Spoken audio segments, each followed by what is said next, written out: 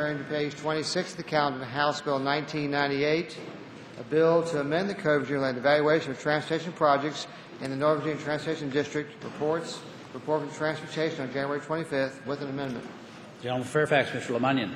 Thank you, Mr. Speaker. I move adoption of the committee amendment. Questions on adoption of the committee amendment? As many as favor of that motion will say aye.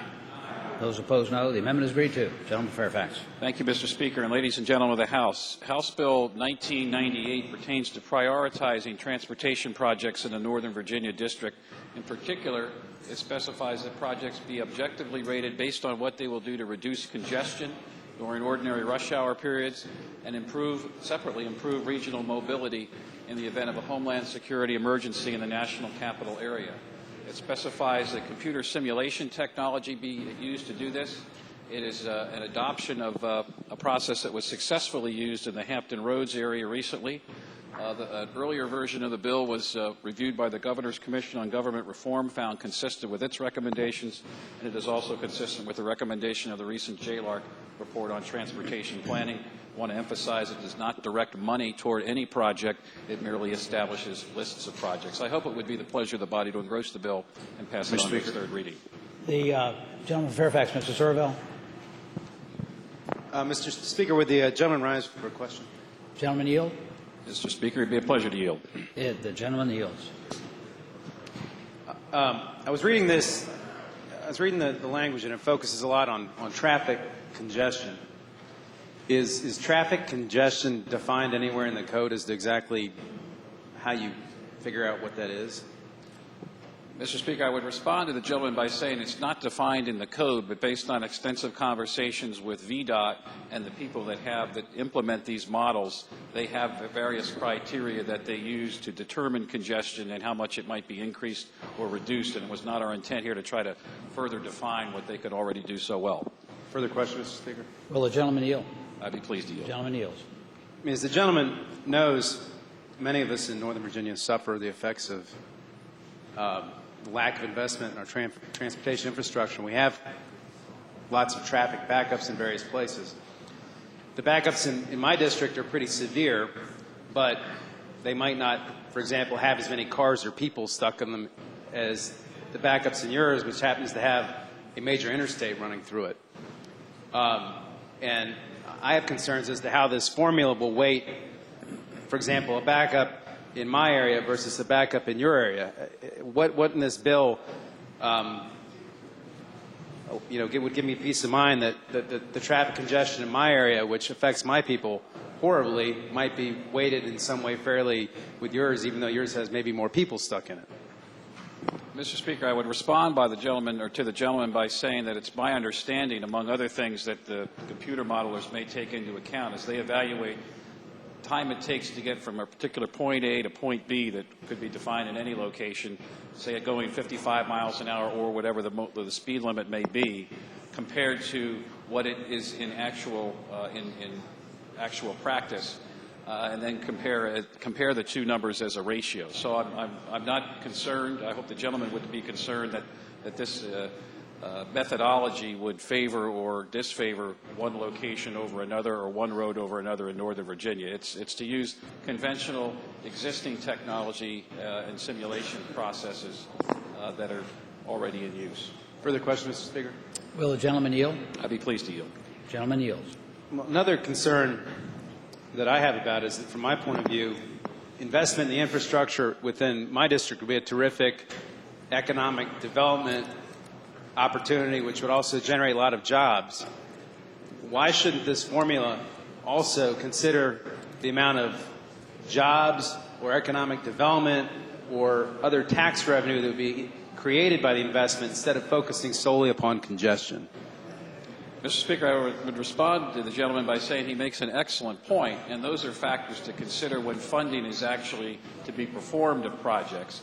This is merely to evaluate projects based on the single criteria of congestion reduction and then the secondary criteria of regional mobility.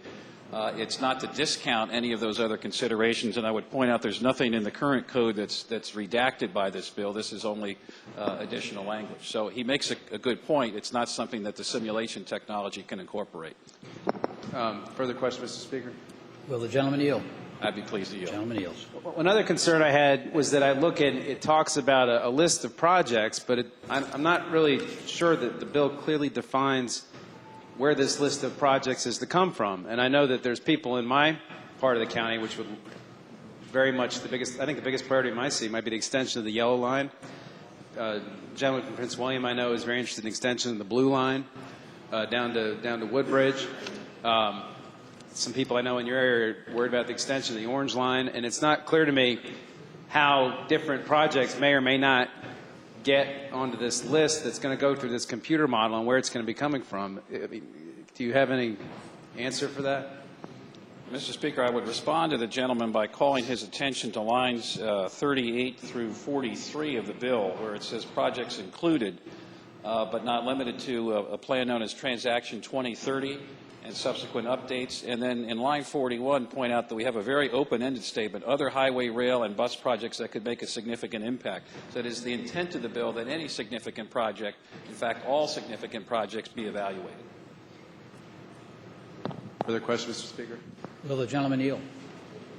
Gentleman yields. One more question, I'll yield. Thank you. Okay. I'm still not clear where that list of projects comes from. I have a concern that I come from a part of the county which tends to get the short end of the stick pretty often, and in terms of what projects tend to get on the list. And you know, there's other parts of the county that seem to get more attention. And given that this is only for the Northern Virginia Transportation District, you know, I have concerns about exactly where that list is going to come from. And I understand that it's broad enough to capture transit and rail, but it's not clear to me who comes up with the list of the projects to be identified and how that will change the way things have been going in the county for the last 30 years. That's my concern. Mr. Speaker, I would say to the gentleman, again on lines 40, the Transaction 2030 plan and subsequent updates, also on line 45, call his attention to the statewide 6-year plan, and then just to restate the open-ended language. So I am certain that this is a program that will benefit the part of Fairfax County that the gentleman represents, and not excluded in any way to the benefit of some other region or location in Northern Virginia. Thank the Speaker. Thank the gentleman. Gentleman from Fairfax, Ms. Watts. Thank you, Mr. Speaker. Will the gentleman yield for a question? Will the gentleman yield? I'd be pleased to yield. Gentleman's pleased to yield. Thank you. I was looking at the fiscal impact statement. My question is, it cites the Hampton Roads experience as far as hurricane modeling as costing $160,000.